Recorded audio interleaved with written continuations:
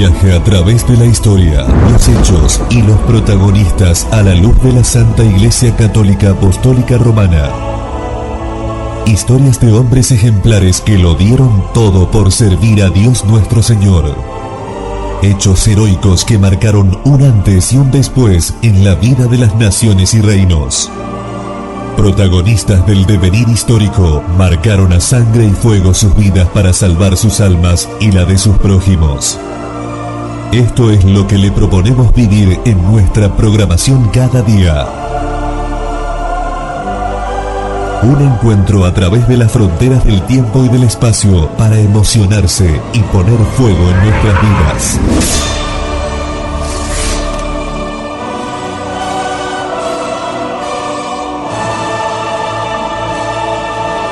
Radio Cristiandad, 24 horas para que Cristo reine. Dentro del objeto de este curso que ha convocado Monseñor Williamson, creo que es claro el objetivo de tratar de ayudarlos a ustedes a reflexionar sobre ciertos aspectos centrales de nuestra tradición católica. ¿Y para qué reflexionar sobre esto?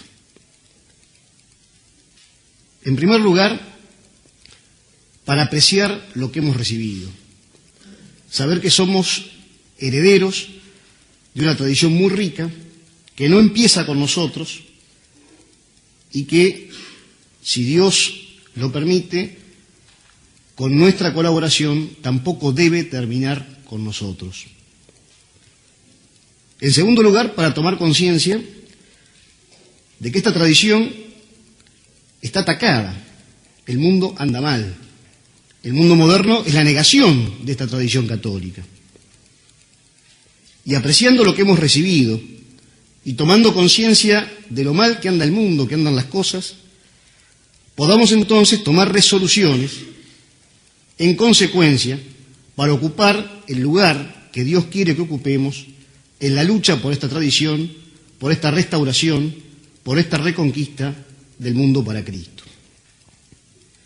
A lo largo de estos días, ustedes han podido apreciar cómo esta tradición cultural hunde sus raíces en la Grecia clásica,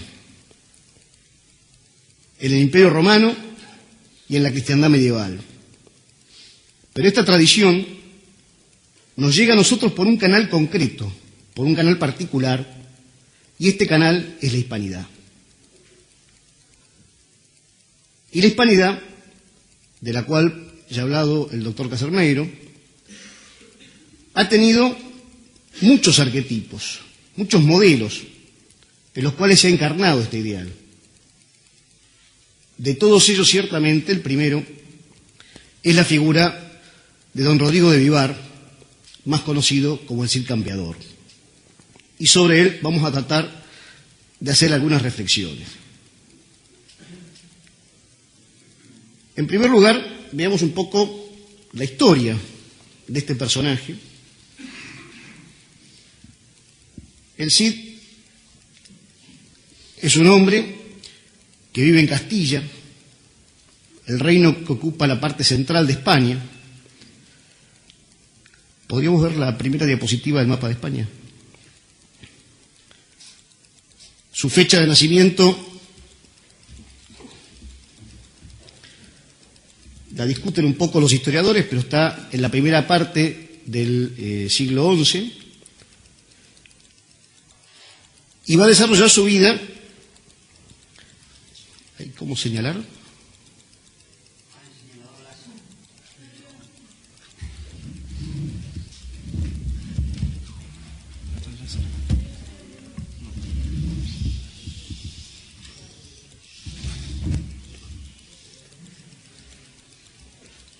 Es el mapa de España.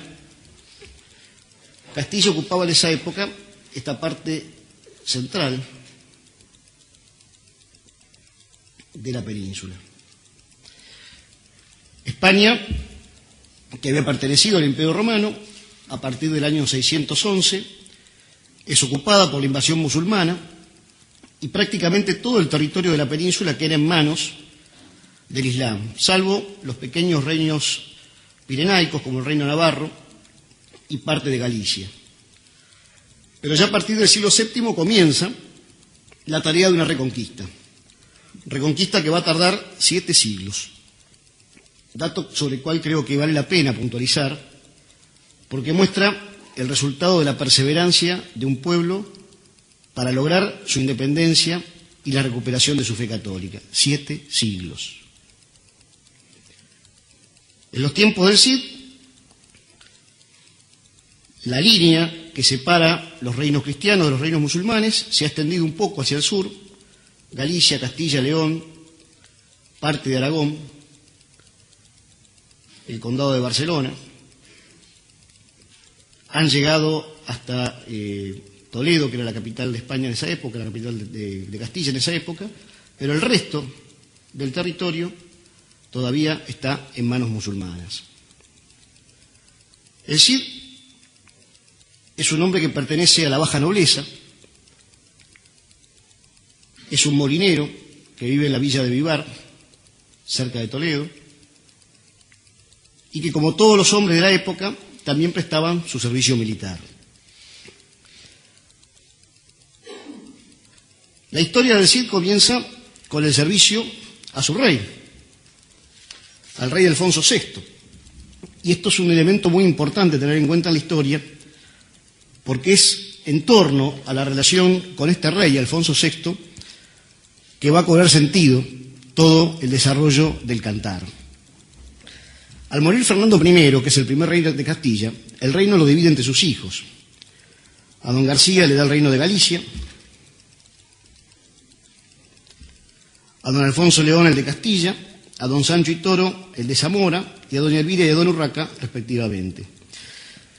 Pero el rey Sancho, no contento con el reparto, intenta unificar nuevamente los territorios con la ayuda del Cid. Luchan en varias batallas. Hay un duelo famoso en el cual el Cid derrota a un príncipe navarro, a Jimeno Garcés, y ahí obtiene el título de campeador, que quiere decir guerrero, luchador. Y finalmente, Alfonso pierde la corona de León en favor del rey Sancho de Castilla. Pero por ser el Cid el jefe de las tropas del rey Sancho y por sus conocimientos jurídicos del derecho castellano, es el que tiene que tomarle un juramento muy especial al rey. Sucede que en el cerco de la ciudad de Zamora el rey Sancho es asesinado a traición y se sospechaba de que Alfonso VI podía estar involucrado en esta muerte. Y este es el primer elemento que vamos a tener en cuenta después para analizar un poco más la personalidad del Cid. Luego de esta historia, el Cid se casa, participa en una expedición hacia el sur para cobrar los tributos de los reyes de Sevilla y de otras ciudades musulmanas que eran tributarias de los reyes castellanos. Ahí se produce un conflicto en el cual interviene y finalmente, por denuncias que hacen en la corte, el Cid es exilado. Parte al exilio con sus hombres y en un proceso de más o menos 3-4 años va a hacer una conquista de importantes territorios que estaban en manos de musulmanes y va a construir prácticamente el reino de Valencia. La historia del poema justamente arranca con el destierro del Cid, la expedición que hace, las guerras contra el moro, que van a ocupar prácticamente las 2 primeras partes del poema. Se produce luego la reconciliación del Cid con su rey y la última parte se ocupa del casamiento de las hijas del Cid con 2 príncipes, los infantes de Carrión, que son como la contrafigura del Cid en el poema. Matrimonio que termina mal porque las jóvenes son afrentadas por estos príncipes y el último acto es justamente el pedido de justicia que el Cid hace al rey Alfonso sobre estos personajes felones realmente y la consolidación de la amistad del Cid con el rey Alfonso, y su instalación definitiva en la ciudad de Valencia. Esta es un poco la historia, digamos, del personaje. Veamos un poco el tiempo, el lugar en el cual se desenvuelve la obra del Cid. Estamos en el siglo XI. Este siglo XI, según marca Hilaire Belloc en su obra de La crisis de nuestra civilización, es el que pone un punto de inflexión en la historia de la cristiandad. La cristiandad que nace prácticamente con Carlomagno, es el primer emperador coronado por el papado, va a sufrir durante la última parte del primer milenio el asedio de distintos pueblos. Por una parte, las invasiones normandas por el norte, por otra parte, invasiones de pueblos asiáticos y sobre todo el Islam, que va a ocupar todo Medio Oriente, norte de África y parte de España. Pero a partir del año 1000 aproximadamente, Belloc dice, comienza la etapa de expansión de la cristiandad. La cristiandad ya no solamente se defiende, sino que pasa al ataque. Y mientras se está desarrollando la tarea del Cid, se están desarrollando las primeras cruzadas, la toma de Jerusalén por Godofredo de Bouillon, se está desarrollando la aparición de los reinos latinos en Tierra Santa, y en Europa vuelve a nacer la vida ciudadana, comienzan los primeros intentos que van a terminar en el siglo XII-XIII con las universidades, pero nada de esto sucede en España. España todavía está ocupada por el Islam. Acá tienen los mapas, más o menos, fíjense, en el siglo IX, todavía la parte importante está ocupada por los musulmanes. En la segunda mitad del siglo X, incluso se pierde una parte. Es en esta época que se va a desarrollar el tema del Cid. El Cid es un caudillo castellano. ¿Cómo era Castilla? Castilla, este reino central, que es el que va a tener el papel protagónico en la Reconquista, es un reino pobre.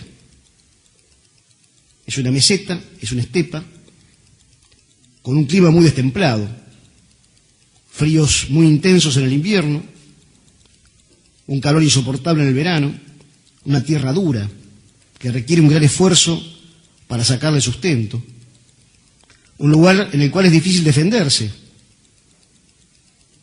Por eso es que es una tierra que se puebla de castillos, de ahí viene su nombre. No hay, como en la zona pirenaica, tantos picos, tantos valles que permiten una defensa más fácil, y por eso sobre Castilla va a estar permanentemente la frontera móvil en el conflicto con el Islam. Y veamos ahora, ya que hemos visto el personaje y que hemos visto un poco la historia, ver cuáles son las características que va a tener este hombre. El primer aspecto tal vez que haya que destacar de la historia del Cid, que es el con el que arranca el poema, es justamente su conflicto con el rey Alfonso. En la epopeya del Cid hay básicamente tres personajes, o tres grupos de personajes. Por un lado están los personajes arquetípicos, del cual ciertamente el principal es el Cid campeador, seguido por su familia, su esposa, doña Jimena, sus hijas, doña Elvira y doña Sol, y los caudillos que lo acompañan en esta expedición, Pero González, Martín Antonines. La contrafigura, la otra bandera, digamos, del poema del Cid, son los infantes de Carrión, modelo de la felonía, de la traición, de la falta del espíritu caballeresco. Y como en el medio, oscilando entre estos dos, está la figura del rey Alfonso. La saga comienza justamente por este problema que tiene el Cid campeador con su rey. En el sitio de la ciudad de Zamora, el rey Sancho muere asesinado y se acusa a Alfonso de estar comprometido en esta traición. Y aquí es donde va a aparecer la primera característica fundamental de nuestro héroe, del Cid, que ha sido tal vez relatada como nadie por Ignacio Anzoátegui en su libro Genio y Figura de España, en cuyo primer capítulo justamente nos habla de la primera característica o la primera virtud que podemos contemplar en el Cid, que es la lealtad. Esto también nos permite explicar muy bien cómo era la sociedad católica en la que vivía el Cid. Sociedad marcada por un fuerte principio de autoridad, por una fuerte jerarquía, pero también con un respeto del honor y de la dignidad del soberano hacia sus súbditos. Cuando se corre esta especie de que posiblemente el rey esté involucrado en el asesinato a traición de Sancho, el Cid encabeza a los nobles y le exigen al rey Alfonso un juramento. Ustedes dirán, ¿pero cómo? Los subordinados le exigen al rey. Y que aquí se aplicaba una vieja máxima que ha corrido por toda la historia del derecho español, que fue acuñada por un gran santo en siglos anteriores al Cid, que fue San Isidoro de Sevilla. San Isidoro de Sevilla, en su etimología, da una frase que dice: rex eris si justa facies, si non facies non eris. Es decir, el poder no era concebible separado de su subordinación completa al orden absoluto de las cosas querido por Dios a través de la ley eterna, de la ley divina y de la ley natural. Era inconcebible para un caballero español de esta época obedecer a un rey traidor, a un rey feroz. Entonces su juramento de fidelidad al rey tenía que ser precedido por este juramento del rey, de que él también respetaba este orden absoluto de las cosas querido por Dios nuestro Señor. Y es así como el rey le hace jurar ante la iglesia de Santa Gaeda, creo que está la foto,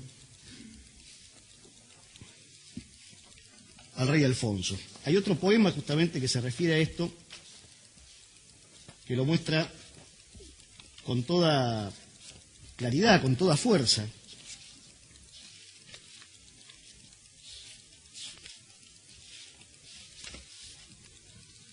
Que tenía en esta época las costumbres.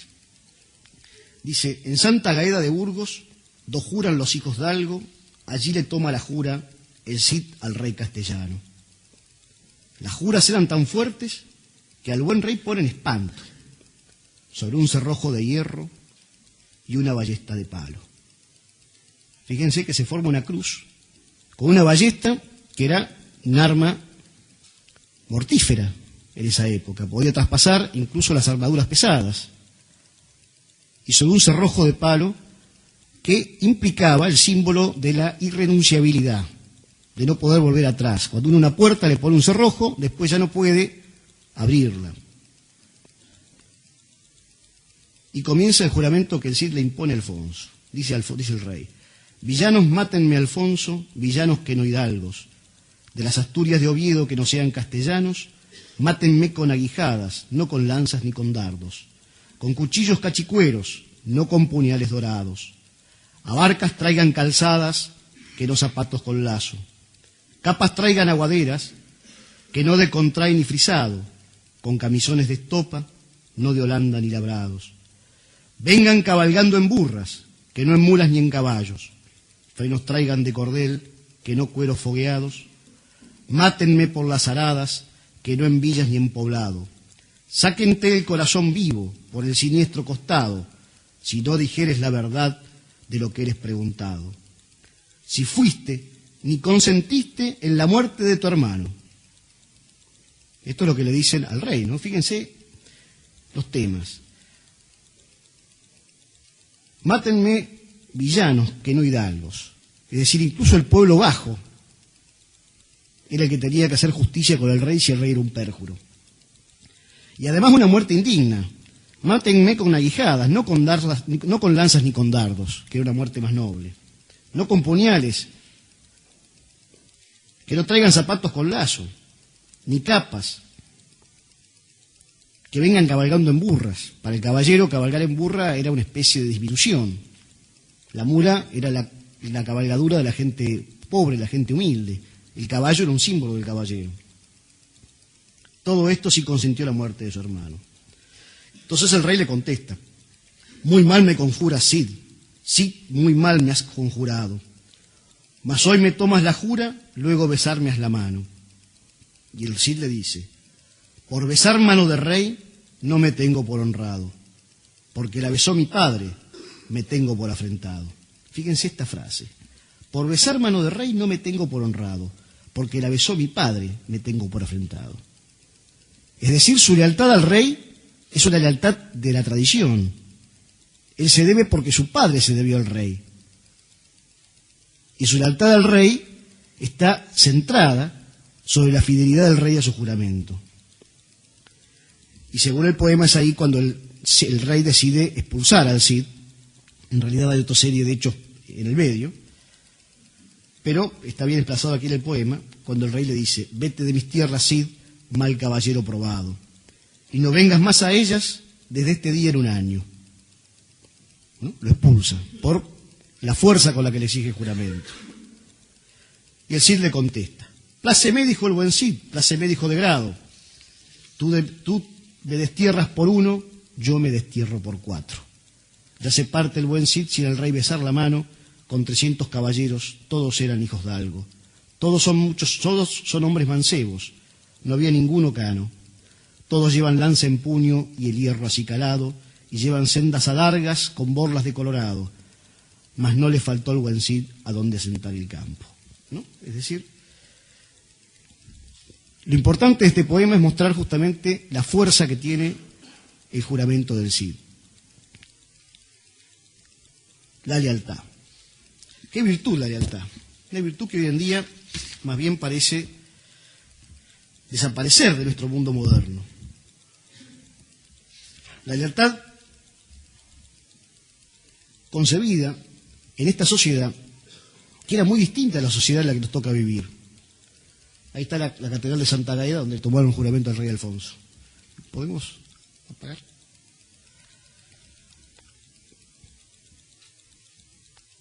La lealtad es una de las típicas virtudes que ha desaparecido del mundo moderno, porque se la confunde con una suerte de sumisión irracional al poder o a la autoridad, y sin embargo es exactamente lo contrario.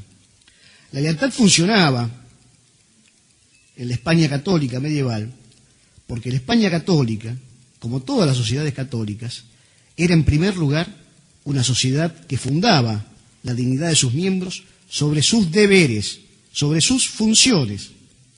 Y así como el vasallo tenía el deber de seguir al rey, el rey tenía el derecho de exigir este deber al vasallo si él también cumplía con su deber.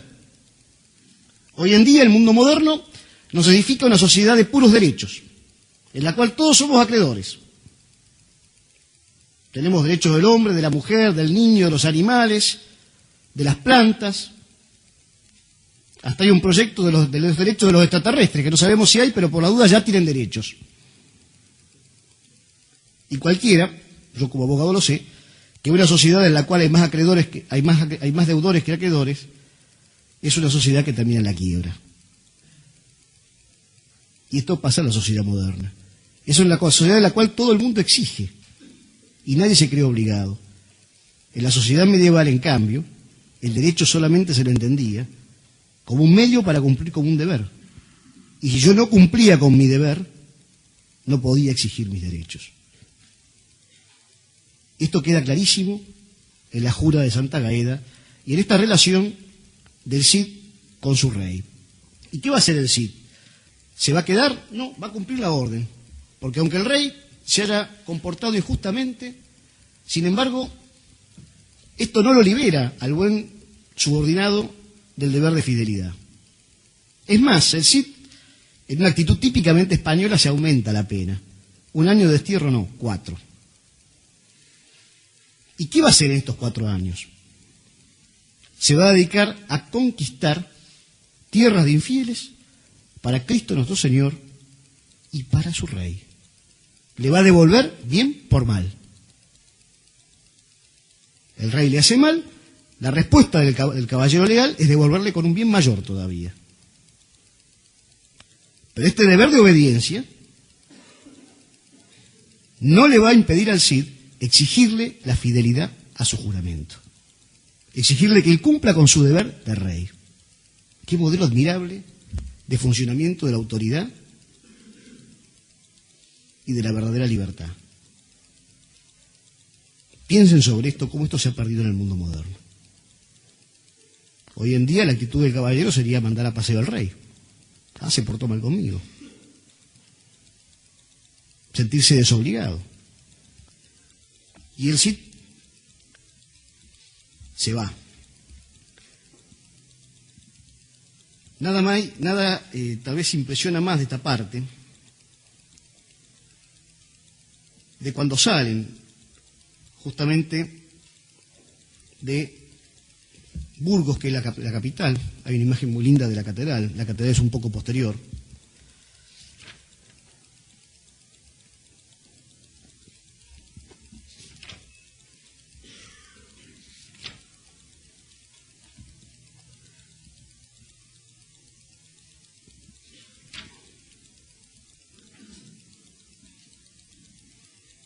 Y el Cid se va con un pequeño grupo de caballeros que lo siguen.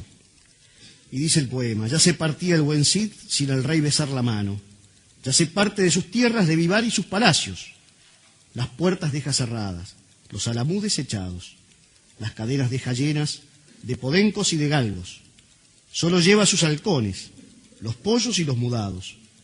Con él iban los 300 caballeros hijos d'Algo, unos iban a mula y los otros a caballo, todos llevan al lanza en un puño con el hierro así calado. Por la ribera arriba al Cid van acompañándolo iban mientras él iba cazando. El Cid se tiene que ir sin nada, porque el rey le prohíbe incluso venderle alimento. Ya vamos a ver después cómo salen de esta situación. Tallen las campanas de San Pedro al clamor, por Castilla odiendo van los pregones, cómo se va de la tierra mi Cid el campeador, unos dejan casas y otros honores. Y termina el poema con una frase que se hace célebre: oh Dios, qué buen vasallo, si hubiese buen señor. Oh Dios, qué buen vasallo, si hubiese buen señor. El poema canta la lealtad y la fidelidad del Cid a un rey que se porta mal, a un rey que se deja ganar por sus favoritos, que se aparta de la justicia. Pero el Cid, sigue el poema, con Alfons mío señor no quería lidiar. Merced, señor Alfonso, por amor del Criador, besa vos las manos mío, Cid lidiador, las pies y las manos, como a tan buen señor, aquel allá desmerced, si vos vala el Criador. Echástele de tierra, no ala a vuestra amor, maguer que en tierra ajena, él bien fácil osó. Grandes son las ganancias que le dio al Criador. Febos aquí las señas, verdad os digo yo, 100 caballos gruesos y corredores, de las hilas y de frenos, todos guarnidos son, besavos las manos, que los prendades vos, razona por vuestro vasallo, que a vos tiene por señor. Y comienza el Cid su campaña. El primer suceso es que tiene que buscar provisiones para emprender esta campaña. Se puede pagar. Y esto va a mostrar otra característica fundamental de este romance, que resalta con otras obras de la poesía épica de todos los tiempos, y que Menéndez y Pidal ha señalado especialmente: el realismo de esta poesía. No hay aquí personajes imaginarios, inventados hoy en día, que estamos acostumbrados a vivir en mundos de utilería, como la Guerra de las Galaxias, y aunque a algunos se enoje, hasta la obra de Tolkien. Ya veo las caras ahí que están tensas. En el poema del Mesías no es nada de esto. Y una de las cosas que resalta dice: bueno, está bien, el rey lo echó, ¿y cómo se va de ahí? Porque un ejército, aunque sea de 300 caballeros, tiene que vivir, tiene que comer. Además hay que proveer a la mujer y a las hijas que se quedan. Todo esto está contemplado en el cantar. Y ahí va a recurrir el Cid un ardid, y es que viendo que no podía comprar, que no le han dejado ninguna salida para lograr abastecerse, junto con uno de sus capitanes, fabrican 2 arcas de madera muy bonitas, las cargan de arena y se las entregan a 2 judíos prestamistas que había en las afueras de Burgos, pidiéndole que se las cuiden por 1 año y pidiéndole a cambio 600 marcos de plata. Este es un tema sobre el cual después podemos hablar, porque ha sido uno de los puntos sobre los cuales se ha ensañado la crítica, acusándolo de antisemita, etcétera, etcétera. Y con este dinero él consigue dejar una provisión para su familia, se las encarga al abad de un convento, y con el resto comienza la expedición hacia tierras moras. La primera etapa es la toma de Castejón. Hay una foto del camino del Cid. Ahí está Burgos, en el norte de Castilla, ¿no? Primera etapa es hacia el sur, límite de tierra castellana, sobre la zona de Torrejón, de Castejón, perdón. Allí el Cid hace una pequeña emboscada a los musulmanes y logra hacerse de un primer botín y conquistar algunas ciudades que le paguen algunas parias, que eran los tributos que pagaban los musulmanes a los cristianos, y ya de lo primero obtenido le manda la parte que le corresponde al rey. Él cumple con la justicia. Aunque el rey sea injusto, él cumple con su deber.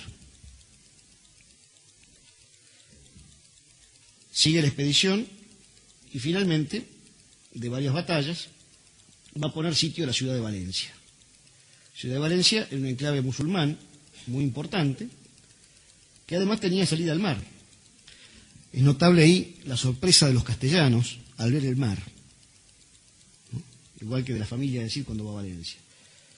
Luego de un sitio bastante largo, finalmente toma la ciudad y después tiene que resistir unos ataques de refuerzos que vienen de Marruecos, 2 expediciones, y las derrota.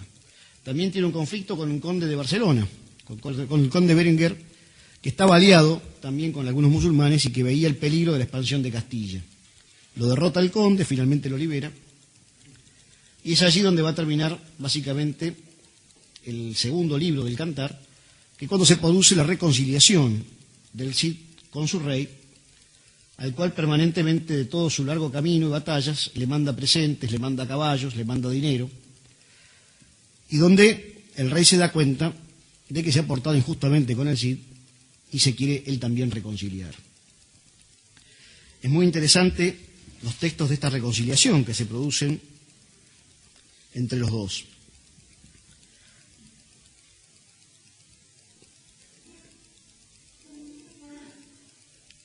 Dice: los hinojos en las manos en tierra los fincó, las hierbas del campo a dientes las tomó, llorando de sus ojos, tanto había el gozo mayor, así saber dar humildanza a Alfonso so señor. De aquesta guisa a los pies les cayó, tan gran pesar obó el rey don Alfonso. Fíjense la humildad, y no la humildad de alguien que se somete por miedo, es la humildad de alguien que ha conquistado un reino, que ha peleado batallas, pero que le ofrece este testimonio a su rey. Y esto conmueve el corazón del rey Alfonso, que no era un caso perdido, como vamos a ver.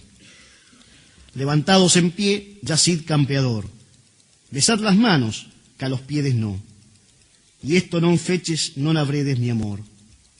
Hinojos fitos seríes el campeador, merced vos pido, a vos mío natural señor, así estando desme vuestro amor, que lo oyan todos cuanto aquí son. Se produce la reconciliación. El rey no permite que el Cid le bese los pies, quiere que le bese las manos. Y ahí se produce la reconciliación.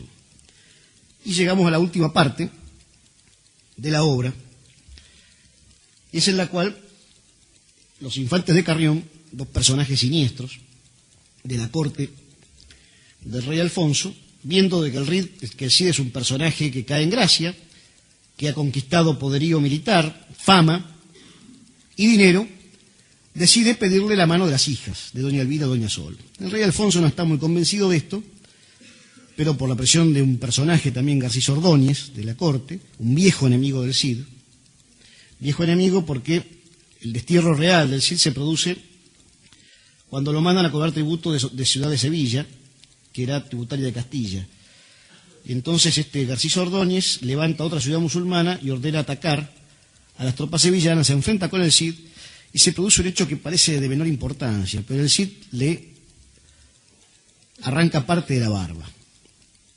Este es uno de los símbolos de la novela, la importancia de la barba. En toda la expedición del Cid, desde que lo expulsa el rey Alfonso, el Cid se deja la barba. La barba era un símbolo de la lealtad, de la hombría, del valor del caballero. Dejarse arrancar la barba, o una barba irregular, era símbolo de poca lealtad, de poca hombría. Y en esta batalla el Cid le mesa la barba a Garcís Ordóñez y Garcís Ordóñez se transforma en su enemigo. Y él es el que después urde toda la conspiración que termina en la expulsión del Cid. Garcís Ordóñez es el que lo convence al rey Alfonso de que acepte el matrimonio de las hijas de Carrión, que se produce en Valencia. Y estos personajes, uno ve que son de otro espíritu. Hay primero un suceso, un ataque de los musulmanes desde África, y entonces el Cid les dice a sus nuevos yernos de que van a tener el honor de pelear, y estos no están muy convencidos y se largan al ataque, y al primer musulmán que aparece corren despavoridos. Tiene que salir un caudillo del Cid a matarlo, y finalmente el caudillo les dice: yo lo voy a matar al musulmán y voy a darles a ustedes el honor. Pero estos sabían de que no tenían honor, que no tenían valor militar, y no toleran esta situación. Fíjense la actitud del alma estrecha, del alma encerrada en sí misma, del alma incapaz de los gestos de magnanimidad, de los gestos de grandeza. Y cómo este espíritu termina llevándolos a una situación cada vez peor. Y el siguiente hecho es un hecho que parece medio gracioso, y es que el Cid tenía como mascota un león. Y un día, mientras el Cid dormía la siesta, el león se escapa. Todos los caballeros inmediatamente, ¿cuál es la actitud que tienen?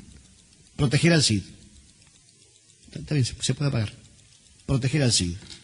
Y los infantes de Carrión, los yernos, los que serían más obligados a llevar adelante esta defensa, se esconden. Cuando el Cid se despierta, simplemente agarra el león del collar y lo vuelve a meter a su jaula sin ningún problema. Y claro, ahí comienza la búsqueda de los infantes de Carrión, que no aparecen por ningún lado porque se habían escondido muy bien. Esto es lo que el cobarde sabe hacer, esconderse bien. Claro, cuando los encuentran en una corte de la época, el deshonor de los infantes de Carrión es máximo. Son objeto de burlas del resto de los caballeros. ¿Y qué es lo que decide? La típica actitud del cobarde: vengarse con el débil, con el que no se puede defender. Y viendo que venía otra invasión mora, le piden permiso al Cid para volverse a su tierra con sus esposas, doña Elvira y doña Sol. Y ya traman en el viaje la venganza. No se van a vengar de los otros caballeros que se burlaban de ellos, no se van a vengar del Cid, se van a vengar de dos mujeres indefensas, sus esposas, y ese es el tema de la última parte, que es justamente la afrenta de Corpes. Yendo de viaje, se apartan de la escolta y castigan a las princesas, a las esposas, las azotan con correones y las dejan medio muertas. Y entonces es allí cuando las encuentra un primo que el Cid, sospechando algo, había mandado a que siguiera la expedición. Vuelven las princesas y el Cid va a pedir justicia. Y aquí encontramos otra imagen muy importante del Cid campeador, que es su sentido de la justicia y su sentido de la medida. Esta vieja virtud griega, que era la opuesta a la ibris, a la desmesura, se ve en este acto del Cid. En esta situación él podría directamente haber recurrido a la justicia privada. Era aceptado incluso por el derecho castellano de la época. Pero no. ¿Qué va a hacer el Cid? Va a reclamar justicia al rey. Va a recurrir a la autoridad, va a recurrir al rey para reclamar justicia, sabiendo toda la historia que había con el rey Alfonso. Fíjense que es una operación riesgosa. Los infantes de Carrión eran privados del rey, tenían un gran valedor, que era García Ordóñez, su enemigo del Cid. Y el Cid decide ir a presentar el reclamo al rey. Pide esto y entonces hace la demanda. En términos abogadiles diríamos, primero presenta la demanda civil, los daños y perjuicios, y exige que le devuelvan las 2 espadas. Las espadas son otro tema que no sé si vamos a alcanzar, muy importante en la vida del Cid. Son la tizona y la colada, una que se la gana al conde de Barcelona y la otra a uno de los moros. Estas espadas valuadas en más de 1000 marcos cada una, dice el poema, él se las había entregado como dote de boda a los infantes de Carrión. Entonces lo primero que exige es que se las devuelvan. Y los infantes acceden diciendo, bueno, con esto se queda así tranquilo. Luego exige que le devuelvan la dote de 3000 marcos que les había entregado con el casamiento, y estos no pueden porque se habían gastado la plata. Entonces, vendiendo y pidiendo prestado, consiguen pasar.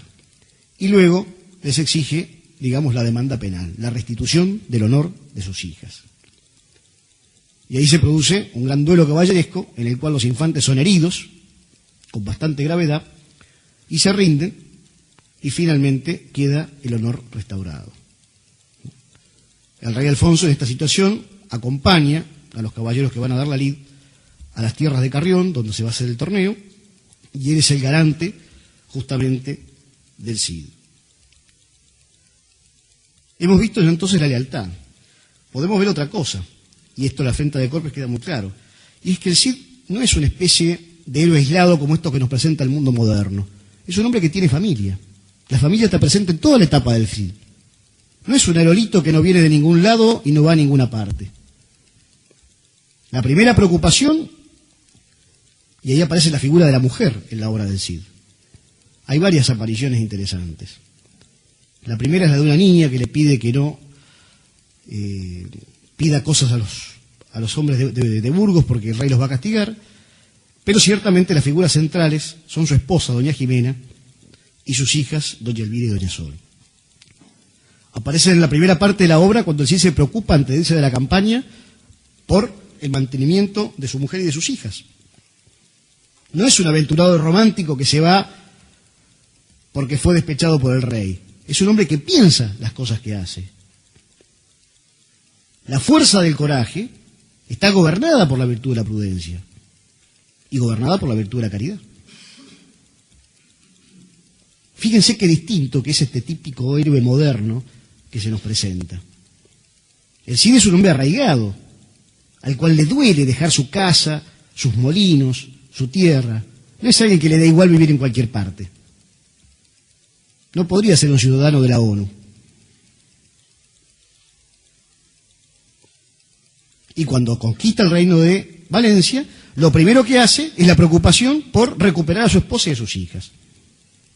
Y cuando sus hijas son afrentadas, volver por el honor de las hijas. Es un hombre arraigado en su familia. Otra virtud que podríamos desatar del Cid es la camaradería. Hay que ver cómo lo sirven Álvar Fáñez, Pero Bermúdez, todos los caballeros que van con él. Cada toma que se produce de una ciudad, de algo, inmediatamente una parte importante del botín va para sus compañeros, para sus comites, para sus compañeros de armas. No es el jefe que quiere todo para él y que considera a los demás como una especie de elemento utilitario. Son compañeros de armas. Y también, por último, aparece la religiosidad del Cid Campeador. No tenemos tiempo ya para avanzar sobre distintos puntos, pero en cada momento importante de su vida, el Cid recurre a la oración, recurre a la invocación a Dios, hace decir misas cantadas antes de salir de Burgos, y cuando toma Valencia, una de las primeras preocupaciones que tiene es que tenga un arzobispo. ¿Y qué obispo consigue? El obispo Jerónimo. Este obispo que realmente es una envidia en estas épocas. Lo primero que le pide el obispo es que cuando venían los moros, es que él tiene que ser el primero que tiene que salir con la espada a pelear contra los moros. Que nadie venga antes que él. Y por supuesto el Cid le concede este honor.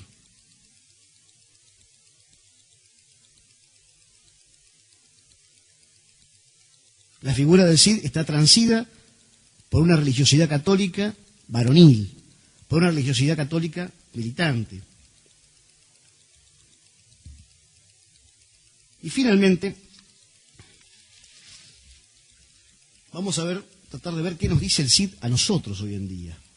Porque ustedes pueden decir, qué lindo, una buena historia, que pasó hace más de 1000 años, o cerca de 1000 años, a más de 10.000 kilómetros. Pero lo importante de esto no es tanto conocer los detalles, sino captar el espíritu profundo y ver qué es lo que esto les dice a ustedes, hoy, aquí.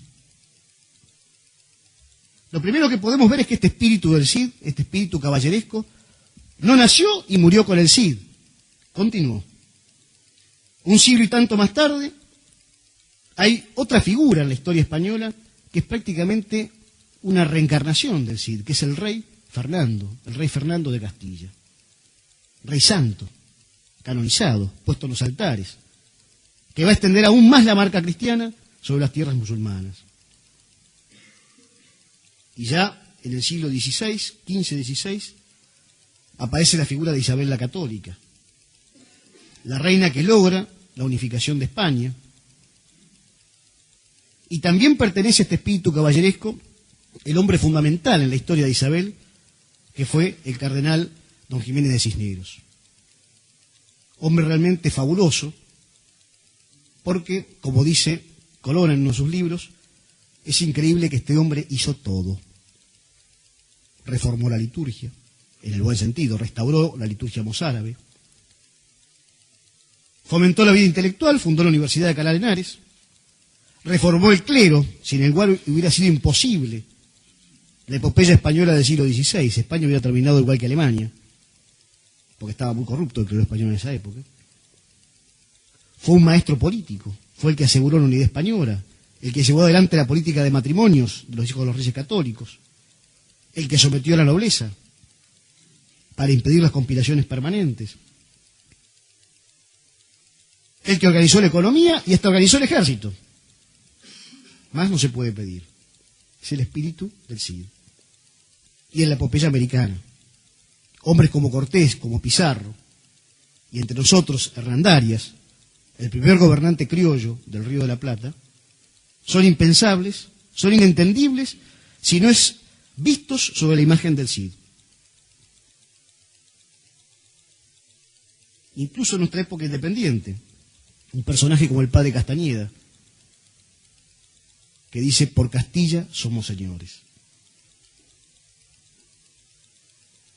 Un Juan Manuel de Rosas, del cual también lo pinta el padre Castellani en un párrafo de su obra La Vuelta al Martín Fierro, en el que dice: no es Fernando, no será el santo, pero es de la misma raza. Y finalmente, aún hasta ahora, en la Guerra de Malvinas, un joven oficial que murió en Puerto Darwin, del cual tuve la honra de ser amigo y compañero durante un año en la escuela militar, el teniente Roberto Esteves, manda su carta póstuma a sus padres, diciéndole: gracias por todo, gracias por ser católico, gracias por ser hijo de sangre española. Ahí también presente en cierta parte. Muchas gracias. Un viaje a través de la historia, los hechos y los protagonistas a la luz de la Santa Iglesia Católica Apostólica Romana. Historias de hombres ejemplares que lo dieron todo por servir a Dios nuestro Señor. Hechos heroicos que marcaron un antes y un después en la vida de las naciones y reinos. Protagonistas del devenir histórico, marcaron a sangre y fuego sus vidas para salvar sus almas y la de sus prójimos. Esto es lo que le proponemos vivir en nuestra programación cada día. Un encuentro a través de las fronteras del tiempo y del espacio para emocionarse y poner fuego en nuestras vidas.